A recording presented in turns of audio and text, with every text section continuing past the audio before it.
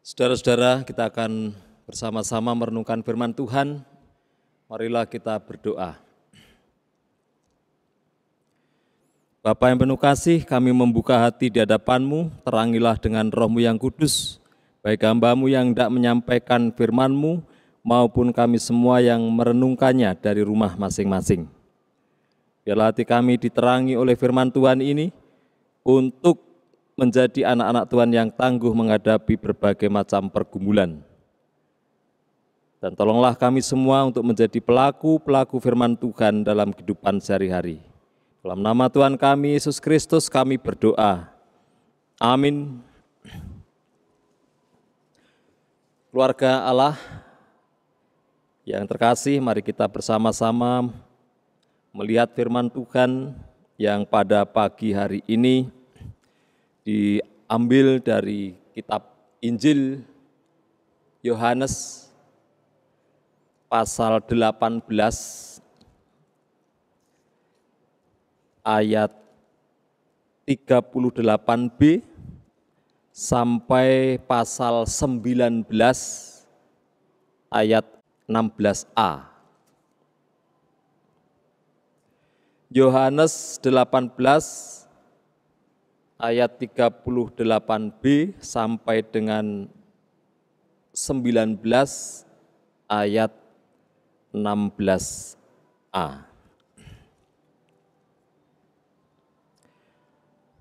Demikian firman Tuhan. Sesudah mengatakan demikian, keluarlah Pilatus lagi mendapatkan orang-orang Yahudi dan berkata kepada mereka, "Aku tidak mendapatkan kesalahan apapun padanya, tetapi pada kamu ada kebiasaan bahwa pada Paskah aku membebaskan seorang bagimu. Maukah kamu supaya aku membebaskan raja orang Yahudi bagimu?" Mereka berteriak pula, "Jangan dia, melainkan Barabas." Barabas adalah seorang penyamun. Lalu Pilatus mengambil Yesus dan menyuruh orang menyesah dia. Prajurit-prajurit menganyam sebuah mahkota duri dan menaruhnya di atas kepalanya. Mereka memakaikan dia jubah ungu. Dan sambil maju ke depan mereka berkata, "Salam, hai Raja orang Yahudi." Lalu mereka menampar mukanya. Pilatus keluar lagi dan berkata kepada mereka, "Lihatlah, aku membawa dia keluar kepada kamu, supaya kamu tahu bahwa aku tidak mendapati kesalahan apapun padanya." Lalu Yesus keluar, bermahkota duri dan berjubah ungu. Maka kata Pilatus kepada mereka, "Lihatlah manusia itu." Ketika imam-imam kepala dan penjaga-penjaga itu melihat dia, berteriaklah mereka, "Salibkan dia, salibkan dia!"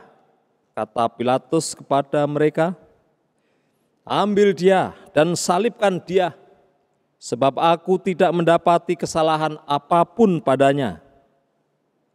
Jawab orang-orang Yahudi itu kepadanya, "Kami mempunyai hukum dan menurut hukum itu ia harus mati, sebab ia menganggap dirinya sebagai anak Allah." Ketika Pilatus mendengar perkataan itu, bertambah takutlah ia. Lalu ia masuk pula ke dalam gedung pengadilan dan berkata kepada Yesus, "Dari manakah asalmu?" Tetapi Yesus tidak memberi jawab kepadanya. Maka kata Pilatus kepadanya, "Tidakkah engkau mau bicara dengan aku? Tidakkah engkau tahu bahwa aku berkuasa untuk membebaskan engkau dan berkuasa juga untuk menyalibkan engkau?" Yesus menjawab, "Engkau tidak mempunyai kuasa apapun terhadap aku. jikalau kuasa itu tidak diberikan kepadamu dari atas. Sebab itu, dia yang menyerahkan aku kepadamu lebih besar dosanya. Sejak itu Pilatus berusaha untuk membebaskan dia. Tetapi orang-orang Yahudi berteriak, "Jikalau engkau membebaskan dia, engkau bukan sahabat Kaisar. Setiap orang yang menganggap dirinya sebagai raja, ia melawan Kaisar." Ketika Pilatus mendengar perkataan itu, ia menyuruh membawa Yesus keluar dan ia duduk di kursi pengadilan di tempat yang bernama Litos Trotos, dalam bahasa Ibrani Gabata. Hari itu ialah hari persiapan Paskah, kira-kira jam 12. Kata Pilatus kepada orang-orang Yahudi itu, "Inilah rajamu." Maka berteriaklah mereka, enyahkan dia, salibkan dia." Kata Pilatus kepada mereka, "Haruskah aku menyalibkan rajamu?" Jawab imam-imam kepala, "Kami tidak mempunyai raja selain daripada Kaisar." Akhirnya Pilatus menyerahkan Yesus kepada mereka untuk disalibkan. Demikianlah pembacaan firman Tuhan.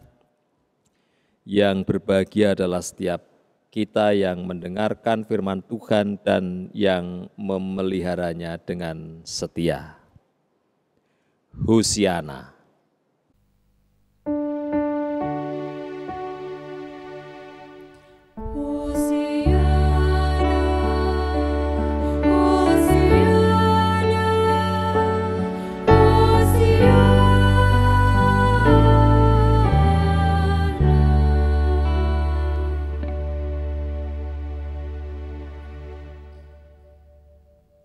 Selamat pagi, Shalom.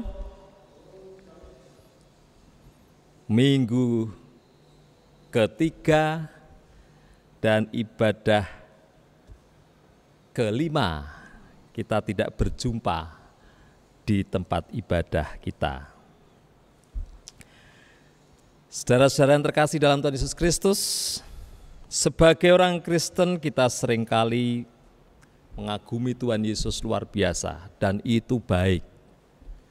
Kita menyukai lagu-lagu yang menunjukkan bahwa Tuhan Yesus itu hebat, dan itu sangat bagus. Kita senang ketika mengatakan Yesusku luar biasa, kita senang ketika mengatakan ialah jalan keluar bagiku, Dia hebat, tiada yang mustahil baginya, dan selain itu. Ada banyak lagi kita mengagumi Tuhan Yesus dengan kata-kata yang menunjukkan betapa hebat dan kuatnya Dia. Tapi saudara-saudara yang terkasih dalam Tuhan Yesus Kristus, di sisi lain seringkali kita menunjukkan hidup sebagai orang Kristen yang sangat lembek, mudah menyerah, cepat putus asa, gampang kebingungan ketika ada masalah datang.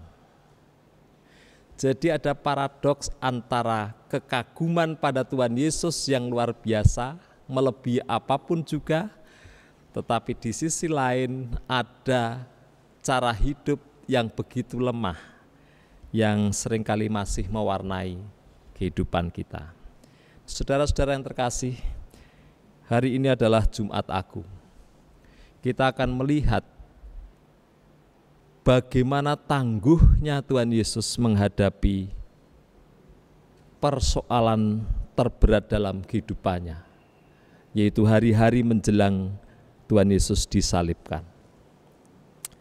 Saudara-saudara yang terkasih dalam Tuhan, dari Injil Yohanes yang kita baca tadi kita bisa melihat bahwa Tuhan Yesus pada waktu itu berhadapan dengan 4 kekuatan yang luar biasa.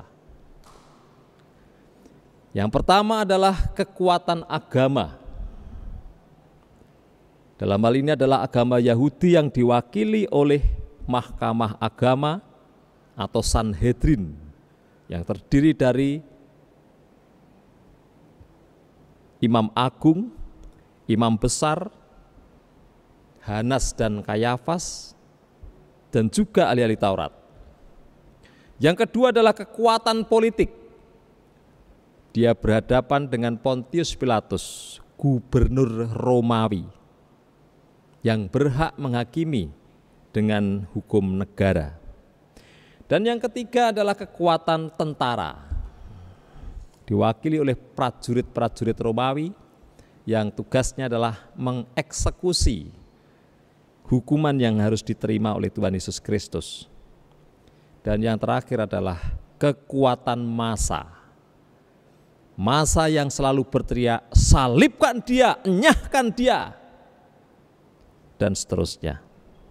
Bayangkan saudara-saudara yang terkasih dalam Tuhan, anak-anakku,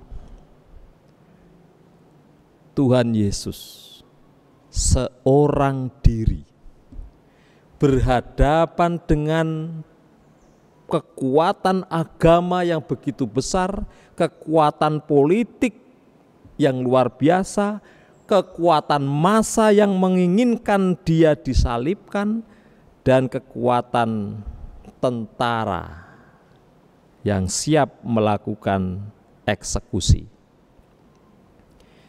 Tapi saudara-saudara yang terkasih di dalam Tuhan Yesus Kristus, sebenarnya bukan hanya kekuatan itu yang ada pada saat itu. Tuhan Yesus bukan hanya berhadapan secara fisik dengan kekuatan-kekuatan itu. Di balik kekuatan-kekuatan itu ada kekuatan-kekuatan yang lebih dahsyat. Injil Matius menyebutnya sebagai kekuatan kedengkian. Dikatakan dalam Matius itu, Pontius Pilatus tahu bahwa tuntutan orang-orang menyalibkan Tuhan Yesus itu karena kedengkian. Jadi saudara-saudara yang terkasih dalam Tuhan, ada kekuatan kedengkian, ada kekuatan kemarahan, ada kekuatan kebencian, ada kekuatan ketakutan dari orang-orang yang berhadapan dengan Tuhan Yesus pada waktu itu. Dan kalau orang atau massa sudah dikuasai oleh kekuatan-kekuatan itu, maka logika sudah tidak berjalan. Yang ada hanyalah apa yang mereka inginkan, baik itu adil atau tidak, benar atau tidak, harus terjadi. Dan itulah yang dialami oleh Tuhan Yesus Kristus. Saudara-saudara, bagaimana Tuhan Yesus menghadapi 4 kekuatan yang begitu besar seorang diri pada waktu itu? Pertama, kita akan melihat bagaimana Tuhan Yesus menghadapi Sanhedrin atau Mahkamah Agama. Jadi setelah ditangkap di Taman Getsemane, Tuhan Yesus dibawa ke Sanhedrin, kepada Hanas, kemudian kepada Kayafas. Tuduhannya 2. Yang pertama, dia dituduh menista Allah karena dia mengaku bahwa ia adalah anak Allah. Tapi saudara-saudara, tuduhan ini lemah. Tidak cukup untuk menjatuhkan hukuman mati kepada Tuhan Yesus. Kenapa? Karena orang-orang Israel sendiri menyebut Yahweh itu sebagai Bapa.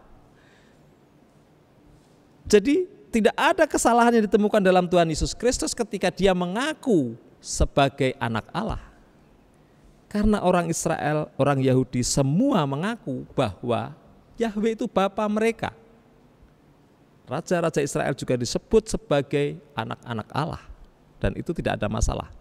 Tuduhan yang kedua adalah Tuhan Yesus pernah berkata bahwa ia akan merobohkan bait suci dan membangunnya dalam 3 hari.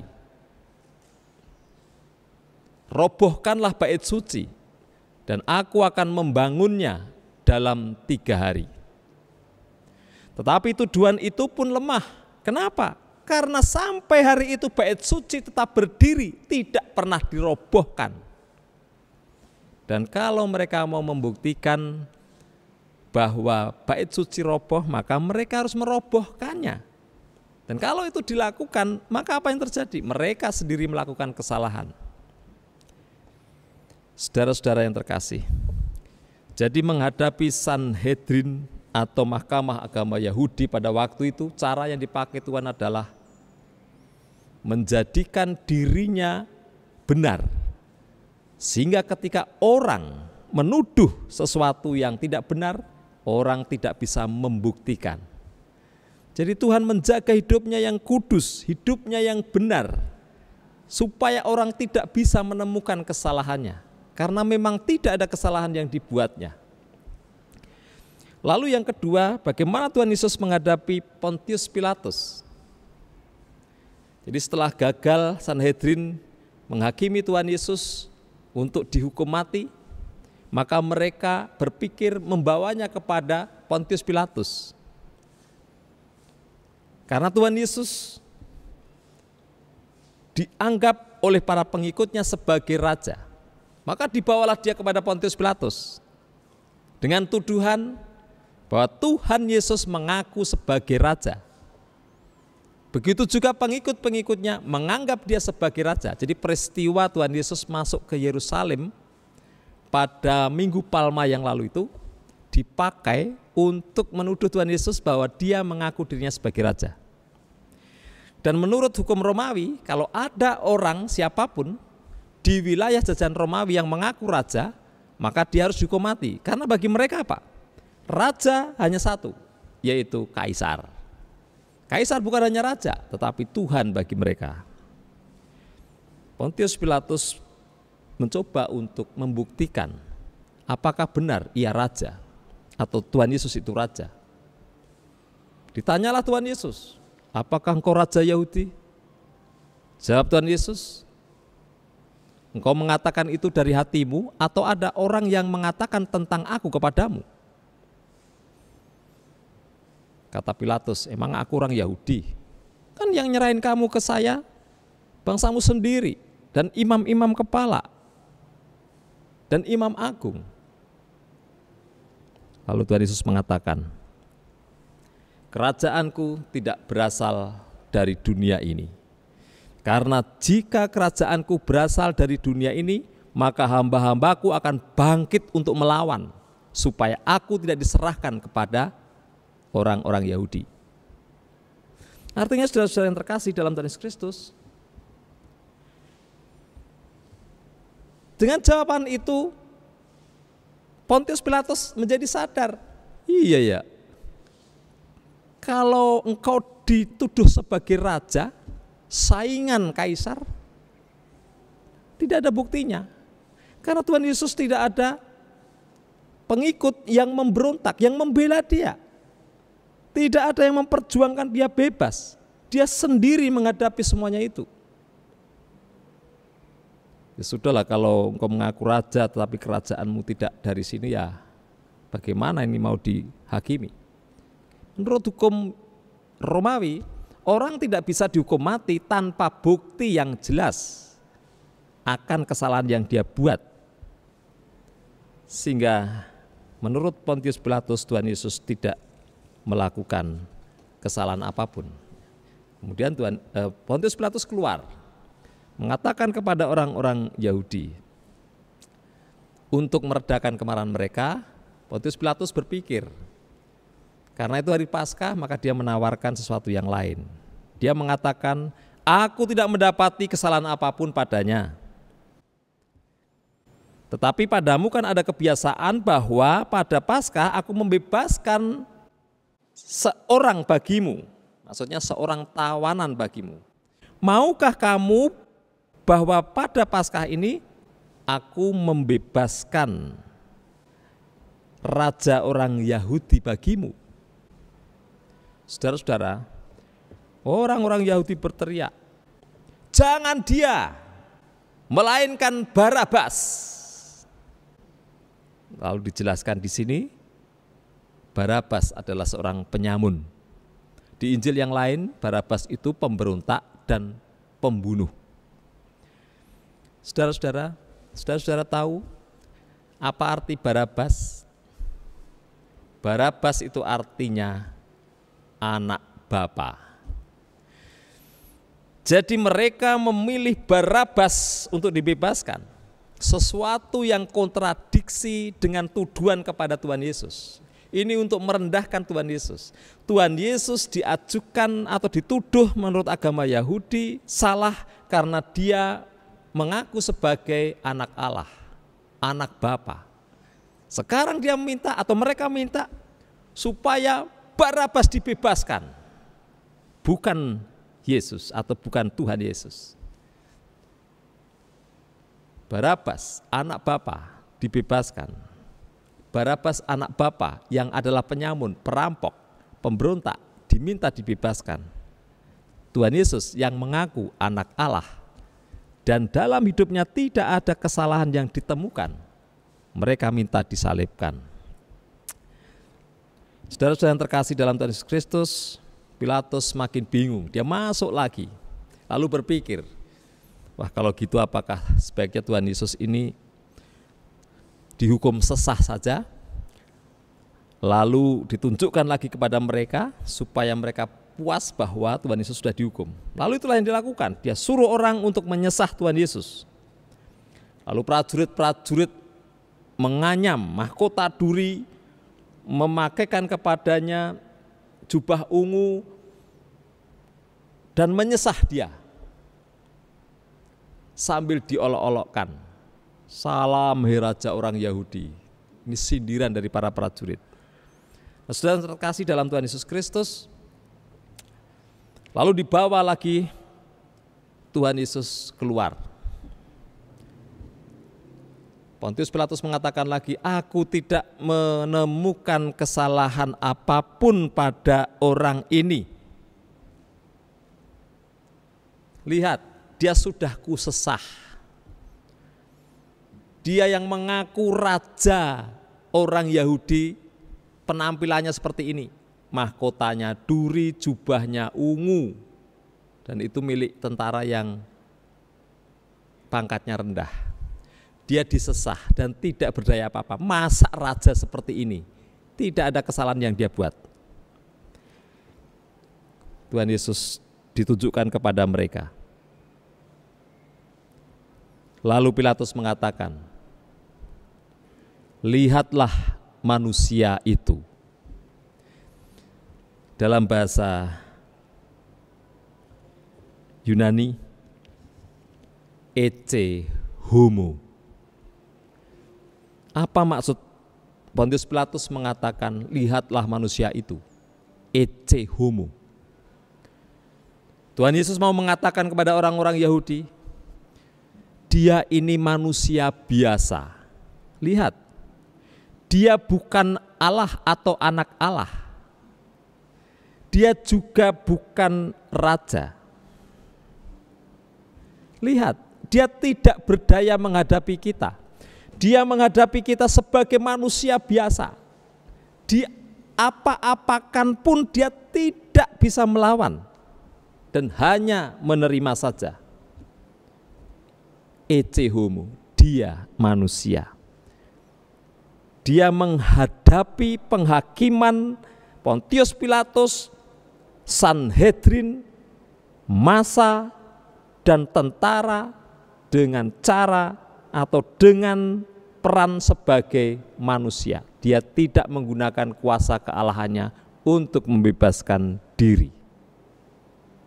Dan itu dia lakukan karena dia harus mengemban misi penyelamatan Allah Bapa.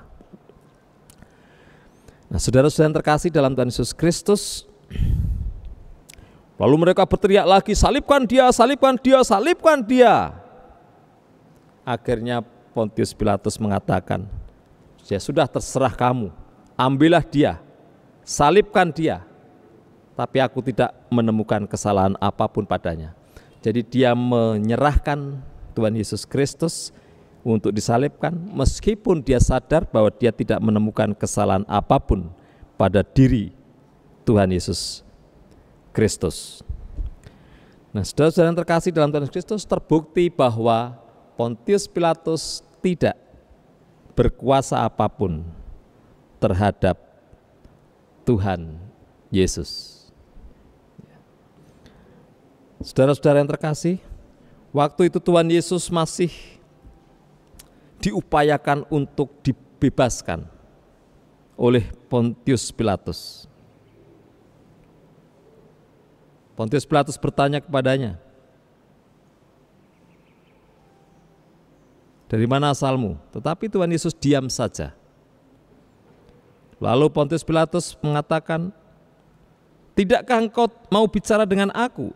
Tidakkah engkau tahu bahwa aku berkuasa membebaskan engkau dan berkuasa juga untuk menyalibkan engkau?" Tuhan Yesus menyangkal, "Engkau tidak mempunyai kuasa apapun terhadap aku, jikalau kuasa itu tidak diberikan kepadamu dari atas." Saudara-saudara, Pontius Pilatus akhirnya duduk di suatu tempat yang bernama Litostrotos, dalam bahasa Yunani atau dalam bahasa Ibrani Gabata. Litostrotos itu artinya hamparan batu atau jalan yang dihampari oleh batu. Itu menunjuk pada kebiasaan tentara Romawi kalau menang perang, lalu mereka akan meletakkan batu di suatu tempat sebagai tanda bahwa daerah itu berada dalam kekuasaan mereka. Gabata itu artinya tempat yang tinggi, tempat para raja atau hakim memutuskan sesuatu yang penting dan resmi. Jadi Litostrotos dan Gabata adalah simbol kekuasaan, simbol keputusan resmi dan berkekuatan hukum. Jadi dengan duduk di Litostrotos atau Gabata itu, sebenarnya Pontius Pilatus mengatakan, "Dengan ini aku memutuskan secara resmi menurut hukum yang berlaku dalam pemerintahan Romawi, bahwa Tuhan Yesus atau Yesus ini boleh disalibkan." Meskipun Pontius Pilatus tidak menemukan kesalahan pada diri Tuhan Yesus, tetapi dia memutuskan Tuhan Yesus disalibkan. Saudara-saudara yang terkasih, sekali lagi Tuhan Yesus menghadapi Pontius Pilatus adalah dengan cara membuktikan dia tidak bersalah, bahwa dia tetap disalibkan, dia jalani hukuman itu tanpa meminta keringanan apapun. Bagaimana Tuhan Yesus menghadapi tentara-tentara yang tugasnya mengeksekusi dia? Tuhan Yesus diperlakukan dengan kekerasan, tetapi dia tidak membalas kekerasan dengan kekerasan. Itulah cara Tuhan Yesus menghadapi kekuatan tentara pada waktu itu atau prajurit pada waktu itu. Tidak membalas kekerasan dengan kekerasan. Lalu bagaimana Tuhan Yesus memperlakukan massa yang berteriak, "Salibkanlah dia, salibkanlah dia"? Di kayu salib Tuhan Yesus menjelaskan, "Ya Bapa, ampunilah mereka, karena mereka tidak mengerti apa yang mereka perbuat." Jadi Tuhan Yesus anggap saja atau menganggap mereka tidak mengerti, sehingga mereka minta supaya Tuhan Yesus disalibkan. Saudara-saudara yang terkasih di dalam Tuhan Yesus Kristus, apa yang bisa kita renungkan dari firman Tuhan ini? Saudara-saudara, pertama-tama kita harus sadar bahwa sebagai orang Kristen, kita semua hidup di tengah-tengah kekuatan-kekuatan besar yang ada di sekeliling kita. Kekuatan agama yang berbeda-beda, kekuatan politik atau negara dan hukum yang berlaku di sana, kemudian kekuatan massa dan juga kekuatan-kekuatan yang lain. Nah, saudara-saudara yang terkasih, sebagai minoritas kita perlu sadar bahwa kita pasti akan berhadapan dengan kekuatan-kekuatan yang bisa menghimpit kita dengan kekuatan yang lebih mayoritas. Dan jika orang Kristen menjadi mayoritas di suatu negara, maka godaannya adalah mereka bisa menjadi penindas bagi kelompok lain yang berbeda. Nah, saudara-saudara yang terkasih dalam Tuhan Kristus, bagaimana kita menjaga diri kita di hadapan kekuatan-kekuatan yang ada di sekitar kita? Saudara-saudara, contoh saja bagaimana kekuatan-kekuatan sekitar kita itu bisa digunakan untuk membuat kita merasa tertekan. Misalnya, saat terjadi serangan virus corona masuk di Indonesia, lalu ada permintaan untuk isolasi di rumah masing-masing. Kita mendengar suara-suara bahwa isolasi di rumah masing-masing itu, atau tinggal di rumah, belajar di rumah, beribadah di rumah, itu adalah strateginya orang-orang Kristen untuk membuat orang lain tidak bisa beribadah di tempat ibadahnya, tetapi mereka tetap beribadah di rumah masing-masing. Itu hanya suara-suara loh, tidak dikatakan langsung kepada kita. Tetapi ada sebagian orang Kristen yang merasa kok kita ini dituduh-tuduh ya, padahal kan kita juga ikut ibadah di rumah dan sebagainya. Saat ini nelongso. Sudah ada wabah begini, kenapa kita yang dituduh? Lalu ketika banyak berita, mohon maaf sekali, banyak pendeta, penatua yang terpapar kemudian kembali ke hadirat Tuhan. Beberapa atau sebagian orang Kristen mulai cemas. Wah, ini nanti jangan-jangan kita mulai dicaci, diejek. Lihat tuh, banyak orang Kristen kan korbannya. Kita menjadi kecil hati. Padahal itu juga tidak terjadi, tapi kecemasan itu ada. Kemudian saudara-saudara, ketika ada pemberitahuan atau informasi tentang penderita COVID Corona di suatu daerah oleh seorang kepala daerah menyebut di kota kita jumlah atau di provinsi kita jumlah penderita COVID Corona sekian. Lalu dilanjutkan, sekian persennya adalah warga gereja tertentu. Hati kita merasa terluka. Kenapa sih harus disebut seperti itu? Tidak lama kemudian keluar surat terbuka menjelaskan tentang hal tersebut dari gereja yang disebut dalam pemberitaan itu. Jadi saudara-saudara, itu hanya sebagian kecil bahwa memang segala persoalan di dalam hidup ini bisa ditarik ke dalam kekuatan agama, kekuatan politik, dan kekuatan-kekuatan yang lain. Itu tidak bisa kita hindari. Nah, bagaimana kita menyikapi itu? Sudah. Dengarkan saja. Jalani saja seperti Tuhan Yesus. Kita mau apa? Memberontak.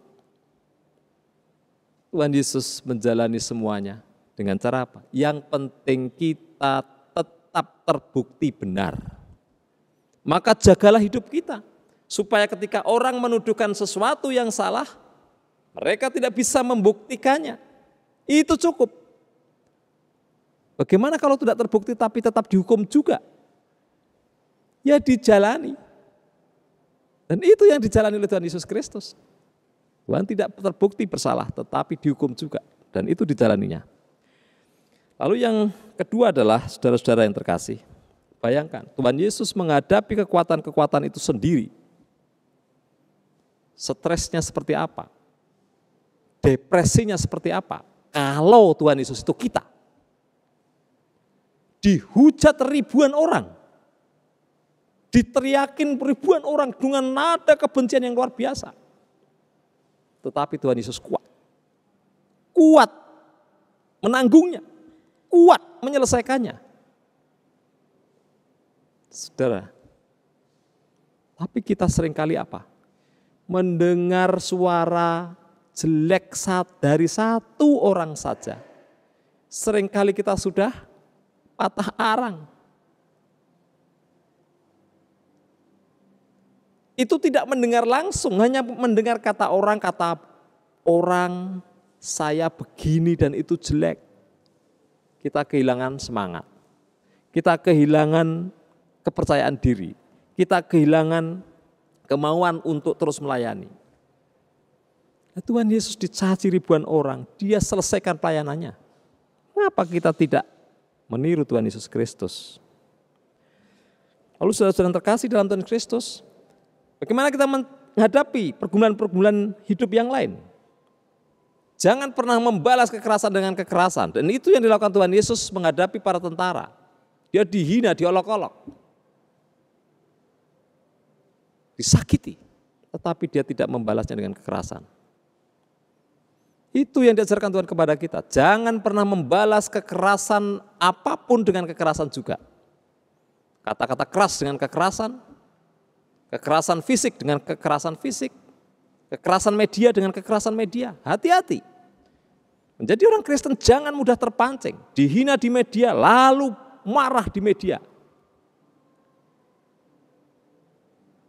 Tuhan Yesus dicaci maki di media, kita ikut mencaci maki. Pencaci makinya maupun kepercayaannya. Apa Tuhan Yesus memakai cara itu? Apakah dengan membalas kekerasan media, kekerasan kata dan fisik, lalu menyelesaikan persoalan? Tidak pernah. Hanya akan menimbulkan kekerasan selanjutnya. Nah, saudara-saudara yang terkasih di dalam Tuhan Yesus Kristus, pada akhirnya mari kita belajar dari Tuhan Yesus Kristus. Kita bersyukur punya Tuhan yang tangguh. Walau seorang diri dia hadapi beban yang begitu berat, yang penting baginya misi Tuhan terlaksana. Dia tidak menyerah, dia tidak putus asa. Kita punya Tuhan yang luar biasa, punya guru yang luar biasa. Seharusnya kita juga menjadi murid Tuhan yang tangguh, supaya kita tidak mempermalukan Tuhan yang telah memberi teladan dan contoh bagaimana dia tangguh menghadapi pergumulan apapun. Ecce homo, lihatlah manusia itu. Mengingatkan kepada kita bahwa Tuhan Yesus menghadapi penderitaan itu sebagai manusia. Sama seperti kita perasaannya. Dia tidak menggunakan kuasa kealahannya untuk membela dirinya. Itu mengajarkan kepada kita untuk tidak berdalih. Ya, Yesus Tuhan pasti bisa. Lah saya manusia, bagaimana saya bisa seperti dia? Kita tidak dituntut persis seperti dia, tapi belajar dari dia. Dan sebagai manusia, Tuhan Yesus sudah menunjukkan bahwa kita pun bisa menghadapi pergumulan, tekanan seberat apapun, bersama dengan Dia yang pernah turut menderita dengan umatnya. Jangan menyerah, jadilah insan-insan percaya yang tangguh menghadapi badai kehidupan. Tuhan memberkati. Amin.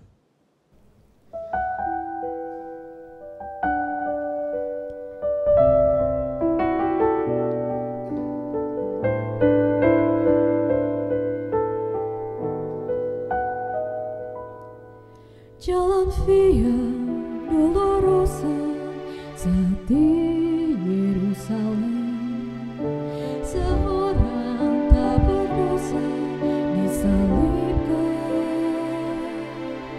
dicaci dan dihina, diteriakan kematiannya.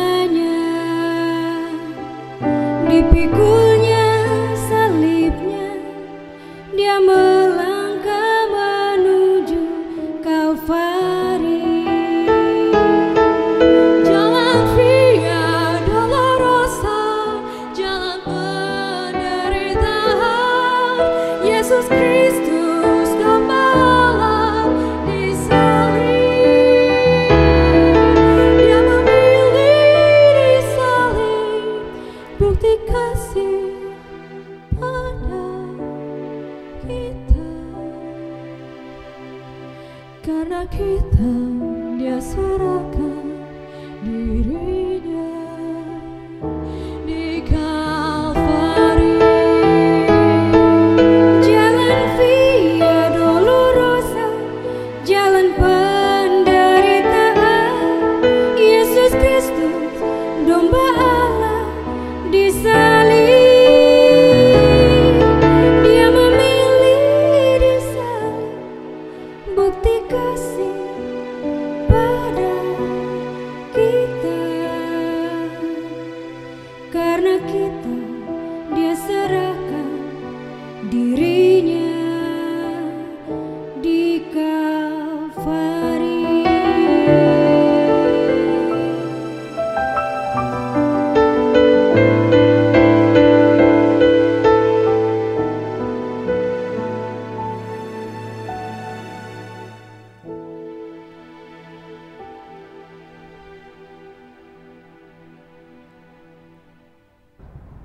Keluarga Allah yang dikasihi Tuhan, seperti sudah diwartakan dalam 2 hari Minggu berturut-turut bahwa hari ini kita akan menerima pelayanan sakramen meskipun dari rumah kita masing-masing. Sakramen perjamuan ini tujuannya adalah untuk memelihara iman kita, karena setiap kali kita melakukannya, kita ingat akan pengorbanan Tuhan Yesus di kayu salib. Dasar sakramen perjamuan adalah peristiwa perjamuan malam Paskah yang dilakukan oleh Tuhan Yesus Kristus bersama-sama dengan murid-muridnya.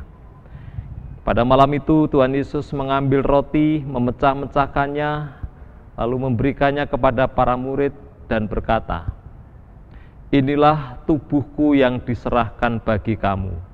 Perbuatlah ini menjadi peringatan akan aku." Demikian juga dilakukannya pada cawan sesudah makan. Tuhan Yesus berkata, "Inilah darahku, darah perjanjian oleh tubuhku yang ditumpahkan bagi kamu." Perjamuan kudus mempunyai 4 makna. Yang pertama, anggur dan roti selalu mengingatkan kita pada pengorbanan Tuhan Yesus Kristus di kayu salib sebagai satu-satunya dasar bagi keselamatan umat manusia. Yang kedua, dengan makan bersama roti dan anggur kita diingatkan bahwa kita semua adalah keluarga Allah. Yang ketiga, perjamuan kudus di dunia ini menggambarkan perjamuan kudus di dalam surga, yaitu ketika kita menerima keselamatan yang sempurna. Dan yang keempat, perjamuan kudus adalah kesaksian kita tentang kematian Tuhan Yesus Kristus di kayu salib untuk menebus dosa sampai Ia datang kembali. Saudara-saudara, untuk menghormati perjamuan kudus ini, marilah kita sekali lagi menguji diri kita di hadapan Tuhan. Marilah kita hening sejenak.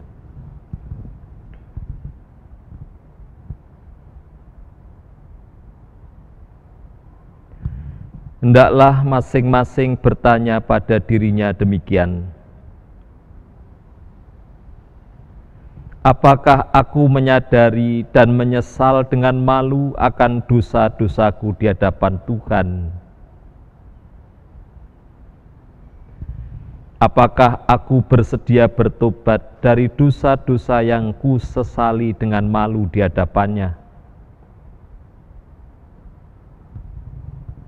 Apabila aku bertobat, apakah aku percaya bahwa Allah Bapa telah menyediakan pengampunan di dalam pengorbanan Tuhan Yesus Kristus di kayu salib? Apakah aku mau menyerahkan diriku untuk diselamatkan oleh-Nya? Sebagai orang yang diselamatkan oleh Allah di dalam Kristus, apakah aku mempunyai niat yang sungguh-sungguh untuk menjalani hidup yang baru dan penuh syukur di hadapan Tuhan, dengan mentaati segala firman-Nya.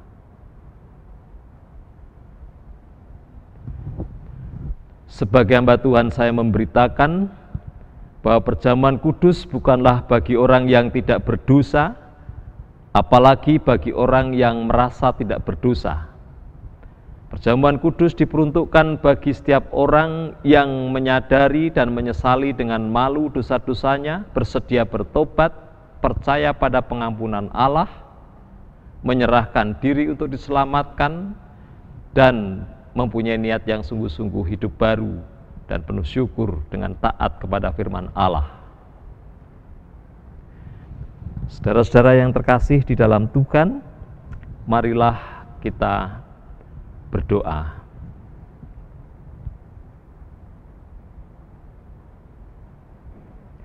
Ya Tuhan, kiranya Engkau berkenan memakai sakramen perjamuan ini menjadi sarana untuk memelihara iman kami, sehingga kami senantiasa yakin akan keselamatan yang Tuhan anugerahkan kepada kami dalam Tuhan Yesus Kristus, serta senantiasa memiliki pengharapan akan perjamuan yang sempurna di surga sebagai kesempurnaan keselamatan kami. Dalam Kristus kami berdoa. Amin. Saudara-saudara, sebelum kita menyambut dan menerima perjamuan kudus, marilah kita bersama-sama menyanyikan pelengkap Kidung Jemaat 157 bait pertama dan kedua, Perjamuan yang Kudus.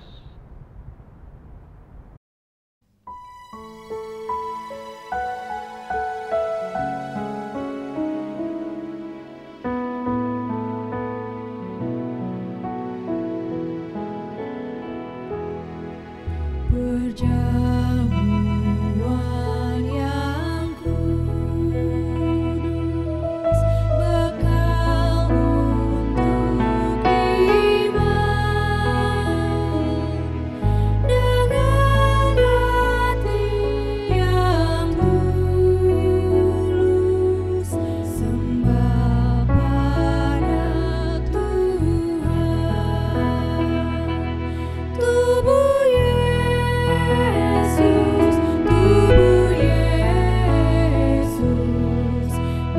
makanan yang kudus. Darah Yesus, darah Yesus, minuman yang kudus.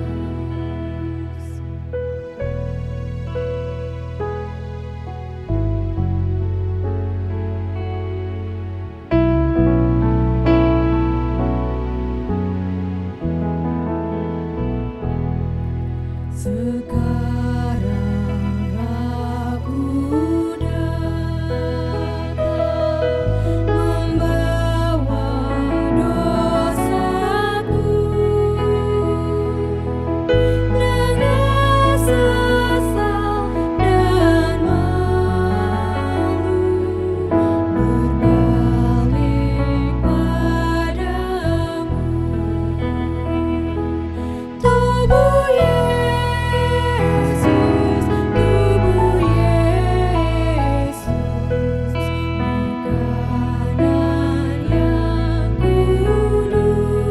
Yesus, makanan yang kudus. Darah Yesus, darah Yesus, minuman yang kudus.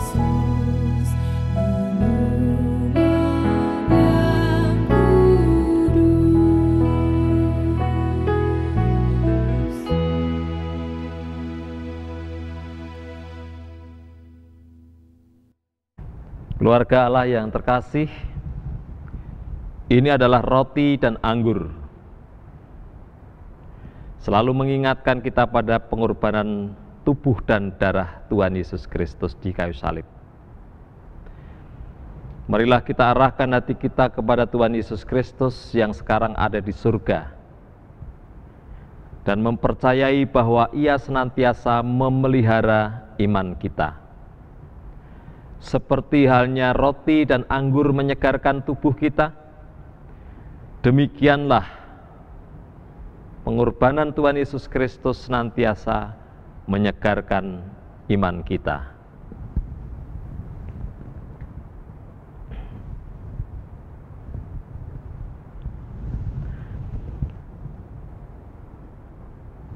Roti yang kita pecah-pecahkan ini mengingatkan kita pada tubuh Tuhan Yesus Kristus di kayu salib bagi kita.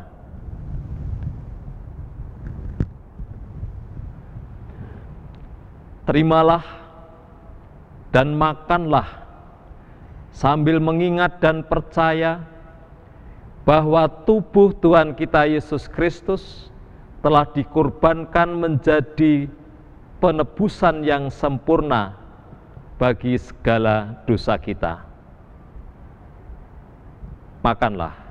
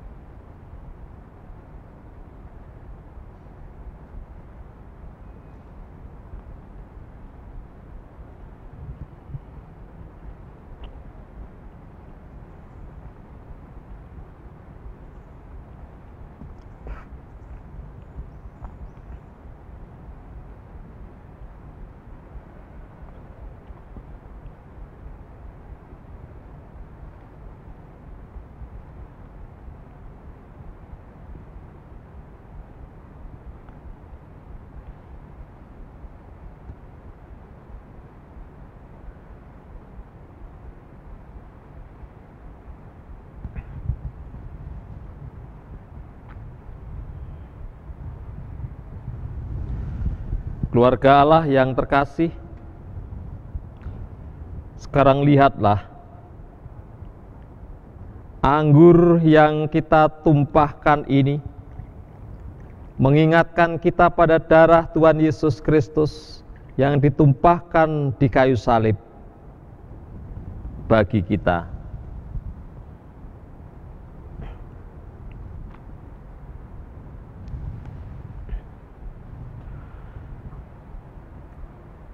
Terimalah dan minumlah dengan sungguh-sungguh mengingat dan percaya bahwa darah Tuhan kita Yesus Kristus telah ditumpahkan menjadi tebusan yang sempurna untuk menebus segala dosa kita. Minumlah.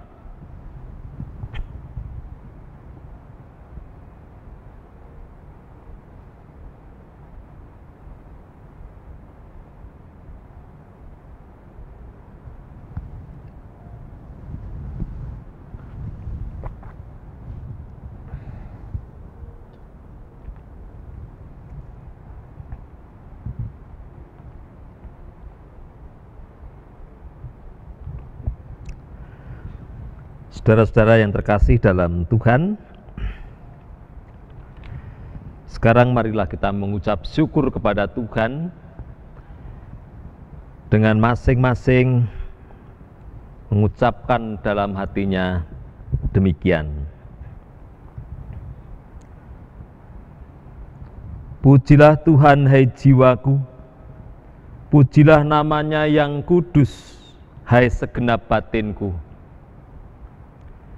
Pujilah Tuhan, hai jiwaku, dan janganlah lupakan segala kebaikannya. Dia yang mengampuni segala kesalahanmu, yang menyembuhkan segala penyakitmu. Dia yang menebus hidupmu dari lubang kubur, yang memahkotai engkau dengan kasih setia dan rahmat. Dia yang memuaskan hasratmu dengan kebaikan, sehingga masa mudamu menjadi baru seperti pada burung raja wali. Tuhan adalah penyayang dan pengasih. panjang sabar, dan berlimpah kasih setia. Tidak selalu Ia menuntut, dan tidak untuk selama-lamanya Ia mendendam. Tidak dilakukannya kepada kita setimpal dengan dosa kita, dan tidak dibalasnya kepada kita setimpal dengan kesalahan kita. Tetapi setinggi langit di atas bumi, demikianlah besarnya kasih setianya atas orang-orang yang takut akan Dia.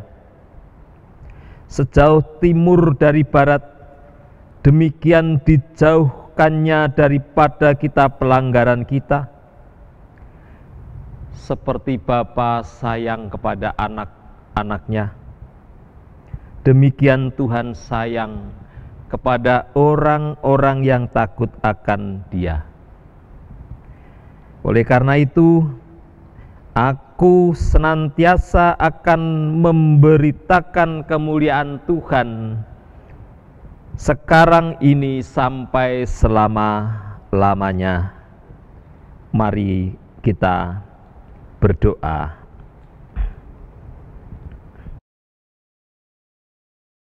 Bapa yang penuh kasih, kami bersyukur atas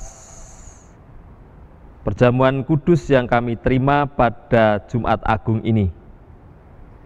Memberi kekuatan baru kepada kami melewati pergumulan wabah corona yang belum berakhir ini. Dan seperti Kristus yang dengan tangguh melalui jalan salib, disalibkan, bahkan dikuburkan, turun ke dalam kerajaan maut dalam kesunyian, kami pun akan melewati pergumulan ini bersama dengan Engkau. Bapa, kami bersatu hati menaikkan doa-doa syafaat kami, memohon kekuatan untuk kami bisa bergandeng tangan menjalani keadaan yang sekarang sedang terjadi. Doa kami untuk para medis